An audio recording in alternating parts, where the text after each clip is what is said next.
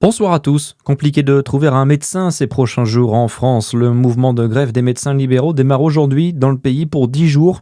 La profession s'insurge contre le projet de sécurité sociale 2026. À Dijon, l'association SOS Médecins se joint à la grogne. Elle fera grève cette nuit jusqu'à 8 heures demain matin. Retour à la normale ensuite pour assurer une continuité des soins. Une nouvelle étape dans la désescalade de l'épidémie de dermatose nodulaire chez les bovins de nos régions. Cette maladie avait frappé une exploitation sur la commune d'Écleux dans le Jura en octobre dernier, puis plusieurs autres, notamment une dans le Doubs. Cela avait créé une zone réglementée qui couvrait une partie du Jura, du Doubs, de la Côte d'Or, de la Haute-Saône et de la Saône-et-Loire. Et cette zone avait causé l'abattage des bovins du troupeau et l'interdiction de déplacement des vaches des cheptels alentours. Mais depuis quelques jours, ce n'est plus le cas, Gauthier Baudin. Exactement, le protocole sanitaire est modifié après un certain temps. Cela faisait 28 jours qu'aucun autre foyer de dermatose nodulaire n'a été détecté après la désinfection préliminaire du dernier élevage infecté. Donc la zone réglementée a baissé d'un cran. Le changement de catégorie de danger permet un allègement des règles qui permettent désormais aux éleveurs de déplacer leurs bovins.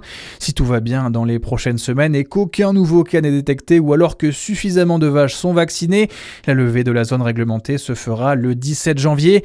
Elle deviendra alors une zone vaccinale avec des règles de mouvement assouplies. Les préfets appellent tout de même le monde agricole au maintien de la vigilance pour mettre fin à l'épidémie. Dans le même temps, sur le terrain, la gronde continue. Cet après-midi, les jeunes agriculteurs de Côte d'Or ont investi l'autoroute A6 à hauteur de Pouilly en Auxois. D'autres actions sont annoncées demain. Les péages de Tille-Châtel et de Beaune, notamment, seront ciblés. Emmanuel Macron affirme que la France n'approuve pas la méthode américaine pour renverser Nicolás Maduro. Le désormais ex-président du Venezuela est présenté en ce moment à un juge d'instruction à Manhattan. Il comparaît aux côtés de son épouse pour une audience de mise en accusation. À Besançon, un rassemblement a eu lieu à 18h tout à l'heure, place Pasteur, pour dénoncer l'interventionnisme américain. Dans le reste de l'actualité, Emmanuel Macron qui va se rendre en Suisse vendredi pour participer à l'hommage national après le drame de Crans-Montana, cérémonie pour les 40 victimes de l'incendie dans un bar la nuit du Nouvel An. Parmi elles, on compte 9 Français et 21 qui ont été blessés. Les autorités suisses indiquent que les 116 blessés ont tous été identifiés et que 83 sont encore hospitalisés. 6 mois de prison ferme pour l'un des harceleurs en ligne de Brigitte Macron. Les 10 accusés sont tous reconnus coupables par le tribunal correctionnel de Paris. Les autres ont écopé de peines de prison avec sursis. Et puis Montpellier va rendre hommage ce soir à son ancien joueur et entraîneur emblématique Jean-Louis Gasset. Le dirigeant est mort fin décembre à 72 ans.